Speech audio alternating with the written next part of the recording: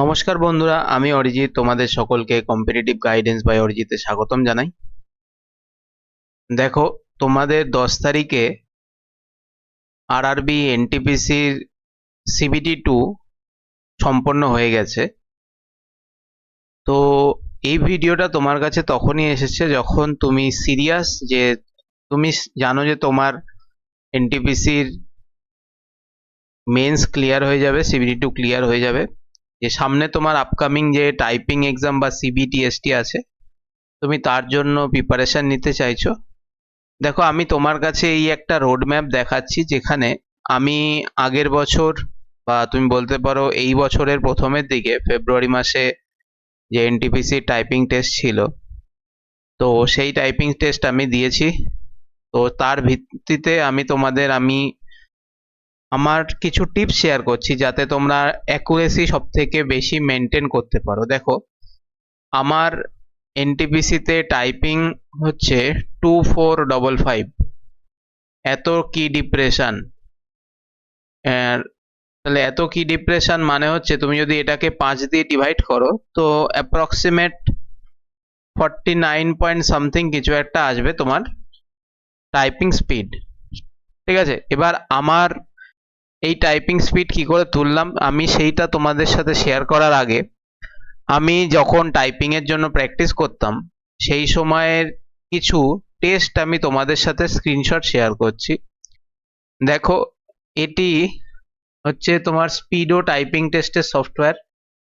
ঠিক আছে, এই যে দেখো, স্পিডো টাইপিং টেস্ট সফটওয়্যার দেখতে পাচ্ছ। আরআরবি এনটিপিসির কবে ডেট দেখো, 15ই ডিসেম্বর 11টা 42-এ আমি টাইপিং দিয়েছিলাম।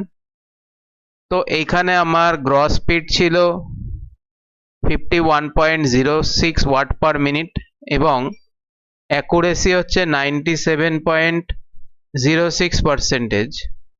তো এখানে দেখো দেখাচ্ছে কোয়ালিফাইড। ঠিক আছে, তো এখানে তোমার আমি এখন ক্যালকুলেশনে আসছি না। দেখো, আরআরবি এনটিপিসি 5% অবধি তোমার টাইপিং এ রিবেট দেয়, তারপরে যদি এক্সট্রা একটা যদি তোমার মিস্টেক হয়, সেটাকে 10টার সমান করে কেটে মাইনাস করে। এ সমস্ত কিছু করে তোমার ওয়াট সম্ভবত 30 বা 35 কিছু একটা থাকতে হয়, আমার যতদূর আইডিয়া 30 আছে। 30 এখানে তোমার সেইটা কেটে যাওয়ার পরে হতে হবে 30। তো তাহলে তুমি কোয়ালিফাই করবে, আর না হলে তুমি ডিসকোয়ালিফাইড। তো এটা একটা স্যাম্পল না, আমি তোমায় আরো কিছু দেখাচ্ছি। দেখো, 2nd ডিসেম্বর, দেখো এইটা তোমরা দেখলে এটা হচ্ছে 15 তারিখ, আর এটা হচ্ছে 2nd ডিসেম্বর। দেখো, 2nd ডিসেম্বর আমার টাইপিং স্পিড কত ছিল? 46.98, অ্যাকুরেসি 98.09%। আচ্ছা, এই দেখো 28শে নভেম্বর আমার টাইপিং স্পিড ছিল 48.88 ওয়াট পার মিনিট, অ্যাকুরেসি ছিল 97.87%।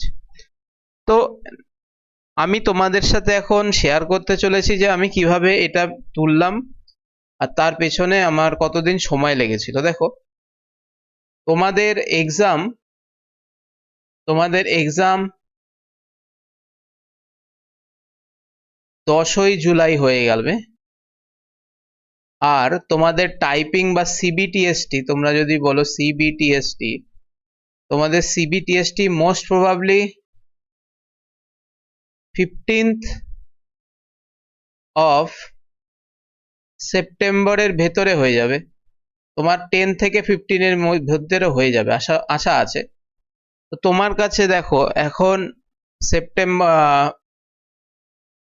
জুলাইয়ের 20 দিন, আগস্টের 30 দিন, আর সেপ্টেম্বরের 5 দিন। তাহলে তোমার কাছে এখন একটা টাইম আছে, তুমি ধরে রাখতে পারো যে 60 দিনের সময় আছে তোমার কাছে, 60 days অ্যাপ্রক্সিমেট সময় আছে।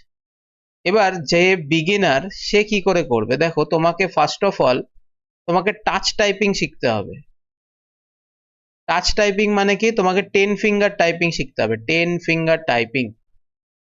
এবার সেটা শেখার জন্য তোমরা যেটা করতে পারো, ফিঙ্গার প্র্যাকটিস করবে সবার আগে। ফিঙ্গারে প্র্যাকটিস পার ডে, মানে ধরো যার স্পিড একদমই কম সেও ফিঙ্গার প্র্যাকটিস করবে, আর যার স্পিড এখনো ধরো 30-35 এরকম রেঞ্জে আছে, তো তোমরাও সবার আগে ফিঙ্গার প্র্যাকটিস করবে। দেখো, আমিও পার ডে 15 থেকে 20 মিনিট আমি ফিঙ্গার প্র্যাকটিস করতাম, মানে ওই ABCD করে Z অবধি লিখতাম, আবার Z থেকে শুরু করে A অবধি লিখতাম, এরকম ভাবে কন্টিনিউ। ধরো A থেকে Z অবধি লিখলে, এন্টার মারলে, Z থেকে আবার A অবধি লিখলে, তারপরে একবার বড় হাতের ছোট হাতের লিখলে, এরম ভাবে তোমাকে 15 থেকে 20 মিনিট, তোমার ভীষণ বোরিং লাগবে বিশ্বাস করো, কিন্তু তোমাকে এটা করতে হবে। তোমাকে এটা না করলে তোমার টাইপিং এর স্পিড বাড়বে না বা তোমার অ্যাকুরেসিও বাড়বে না। ঠিক আছে, এটা গেল। আচ্ছা, তারপরে হচ্ছে তোমাকে কোনো একটা ভালো সফটওয়্যারের সাহায্য নিতে হবে, যেখানে পুরো সেম TCS এর বা NTPC এর ইন্টারফেসে যেখানে তোমাকে টাইপিং দিতে দেবে। দেখো আমি দুটো ওয়েবসাইট, একটা হচ্ছে RKC নাভাদা, আর আমি আরেকটা দেখলে এটার স্পিডো টাইপিং। তো ভাই আমি তোমাদের বলবো, দেখো এই মুহূর্তে পয়সার কথা না ভেবে, RKC নাভাডা খুবই চিপ, 199 সম্ভবত ম্যাক্সিমাম দাম 3 মাসের বা 2 মাসের। এটা একটুখানি মানে 200-250 টাকা এরকম কিছু দাম নেবে। তো আমি বলবো তুমি এই 500 টাকা ইনভেস্ট করে এই দুটো জিনিসের ওপরে এখন তুমি টাইপিং প্র্যাকটিস করো। দেখো এখন অনেক মহানুভব জ্ঞান দেবে যে তোমাদের পার ডে 30 মিনিট করে টাইপিং করলেই এনাফ। ভাই NTPC তে না হাওয়া টাইট হয়ে যাবে, কারণ এখানে ব্যাক স্পেস বন্ধ থাকে। ঠিক আছে, একটুও ভুল হলেই গেল। তাহলে অনেক মহানুভব যারা টাইপিং দিতেই যায়নি, তারা যখন এসে নাই তোমাকে জ্ঞান দেবে, তখন তুমি ভাই সেটা শুনবে না। দেখো এটার উপরে ডিপেন্ড করে থাকবে তোমার জবটা পাওয়া। আমি বলবো ভাই দেখো এই মুহূর্তে সবকিছু, তোমার যদি সামনে কোনো এক্সাম না থাকে, বা তোমার যদি 100% টার্গেট হয় যে আমি এটাতেই আমার বাড়াতে হবে বা এটাই আমার লাগবে, তো ভাই আমি বলবো ডেলি 4 থেকে 5 ঘন্টা টাইপিং করো। দেখো আমি সত্যি কথা বলছি, আমি তোমাদের সুগার কোটিং করে কিছু বলছি না। আমার 6 আওয়ার প্লাস টাইপিং করতে হতো, কারণ আমার স্পিড একদমই খারাপ ছিল, একদম। ঠিক আছে, আমি যেই স্পিডটা তুলেছি ওই অক্টোবরের পরের থেকে আস্তে আস্তে স্পিড তুলেছি। আমার মানে আমি আগে ফিঙ্গার জানতাম, কিন্তু আমার স্পিড খুব বেশি ছিল না। তো তোমার এটা করতে হবে, তার মধ্যে তোমাকে বিভিন্ন ড্রিল করতে হবে।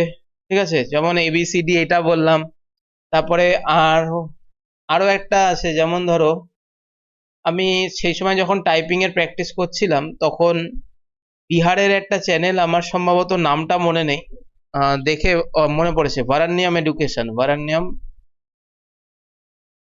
ভারান্নিয়াম কম্পিউটার বা এরকম কিছু বলে একটা আছে। তো এইখানে এদের টেলিগ্রাম চ্যানেলে তুমি দেখবে একটা 8 পাতার 8 পেজের একটা ওয়ার্কশিট দেয়, মানে যেখানে ধরো মোস্ট ফ্রিকোয়েন্টলি যে সমস্ত কিওয়ার্ড গুলো থাকে না, যেগুলো সব থেকে বেশি ভুল হয়, যেমন আমরা প্রায়শই টু এর জায়গায় ওটি দিয়ে দিই, and এর জায়গায় ADN দিয়ে দিই। তো এই জিনিসগুলো, মানে ধরো যেমন ছোট ছোট জিনিস, দেখো বড় ওয়ার্ড কিন্তু ভুল হবে না। ধরো আমি যদি স্পিডও লিখতে যাই, স্পিডোতে কিন্তু আমার ভুল হবে না, কিন্তু আমার ওভার কনফিডেন্স কিন্তু ওএফ এর জায়গায় এফও লিখে দেবো। তো এগুলো কিন্তু ফুল মিস্টেক হয়ে যাবে। ঠিক আছে, আর তোমাদের আমি যেটা সাজেশন করব, তোমরা ধরো আমি বলতে চাইছি যে আমার নাম অরিজিৎ। ঠিক আছে, তুমি এটা টাইপিং করতে চাইছো অরিজিৎ, তুমি এরকম না পড়ে, অরিজিৎ না পড়ে তুমি এরকম ভাবে পড়বে ARIJIT, মানে তোমাকে পুরোটা স্পেলিং করে করে করতে হবে। তাতে কি হবে, তোমার এররটা অনেক কমে যাবে। তুমি যখনই বলছি ধরো স্পিডো, SPEEDO, তো তোমার এই যে তুমি যখন জিনিসগুলো স্পেলিং করছো, তো তোমার হাতে মাইন্ড মাসেল কানেকশন এতটাই স্ট্রং হয়ে যাবে যে তুমি যখনই মুখে ছোট আস্তে আস্তে বলছো, তখন তোমার হাত অলরেডি ঠিকঠাক টাইপ করে দেবে। আর এই জিনিসটা তুমি অ্যাটলিস্ট, দেখো আমি সবার আগে এটার উপরে এমফ্যাসিস দেবো, তো অনেকে এটা নেগলেক্ট করবে। ভাই এটা নেগলেক্ট করে কিন্তু স্পিড কিন্তু এক জায়গায় আটকে থাকবে, এবং অ্যাকুরেসি ওই 90%, 91%-এ গিয়ে আটকে যাবে।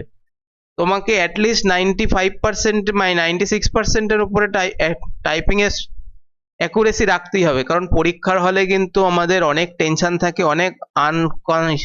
অনেক রকম সার্কামস্টেন্সেস আসে, যেমন আগের বছর দেখেছো যে কারোর কিবোর্ড কাজ করছে, কারোর কিবোর্ড কাজ করছে না, বা কারোর কিবোর্ড হার্ড এসছে, কারোর কিবোর্ড সফট এসছে, এগুলো হবে।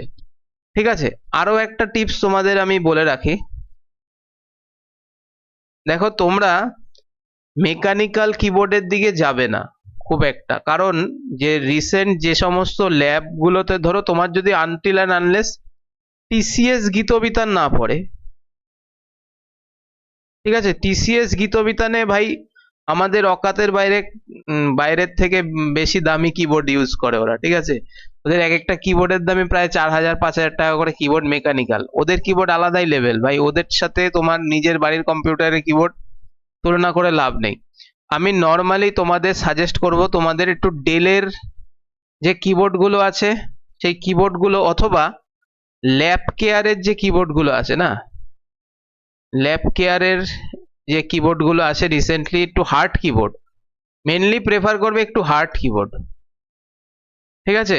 আর চেষ্টা করবে আশেপাশে যদি বন্ধু থাকে তোমার যাদের কিবোর্ড আছে, দু একজনের কাছে দিয়ে কিবোর্ড ধার নিয়ে আসতে, কারণ তোমাকে ফ্রিকুয়েন্টলি কিবোর্ড চেঞ্জ করে করে প্র্যাকটিস করতে হবে। কারণ তুমি হয়তো এটা শুনতে কেমন একটা অকওয়ার্ড লাগছে যে আমি কিবোর্ড চেঞ্জ করে করে প্র্যাকটিস করবো, হ্যাঁ ভাই করবে, কারণ পরীক্ষার হলে তুমি হার্ড কিবোর্ডে প্র্যাকটিস করে যাচ্ছ।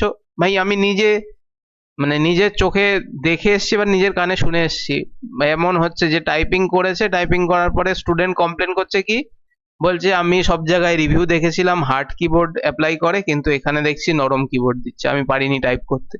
তো তোমাকে সবকিছুর জন্য রেডি থাকতে হবে, ঠিক আছে, তো তোমাকে এই জিনিসগুলো ফলো করতে হবে মিনিমাম ডেলি। যদি এখন কোনো পরীক্ষা না থাকে সামনে, শুধুমাত্র এটাই ইন্টেনশন হয় যে এখান থেকে আগে বেরোবো, ভাই আমি সাজেস্ট করবো 5 থেকে 6 ঘন্টা টাইপিং করো। যদি 5 থেকে 6 ঘন্টা টাইপিং করো, তার মধ্যে 1 ঘন্টা শুধু এই ফিঙ্গার প্র্যাকটিস করবে। আর তোমাদের একটা জিনিস বলি, দেখো এক নাগাড়ে 30 মিনিটের বেশি টাইপিং করবে না, মানে 30 মিনিট টাইপিং করলে আবার 30 মিনিটের ব্রেক, আবার 30 মিনিট টাইপিং করলে এরকম ভাবে ব্রেক নেবে, এক নাগাড়ে 6 ঘন্টা করবে না কিন্তু, ঠিক আছে। তো আশা করব তোমাদের ভিডিওটি ইনফরমেটিভ লেগেছে, তোমাদের ভালো লেগেছে। তোমাদের যে সমস্যাটা, যারা ধরো এই 30-35 একটা এই মার্জিনের জায়গায় আটকে আছো না, এইখানের বেশি স্পিড উঠছে না, তোমাদেরকে আমি বলবো তোমরা এই টিপস গুলো ফলো করো, উইদিন 30 ডেজ তোমাদের স্পিড 10-12 বেড়ে যাবে।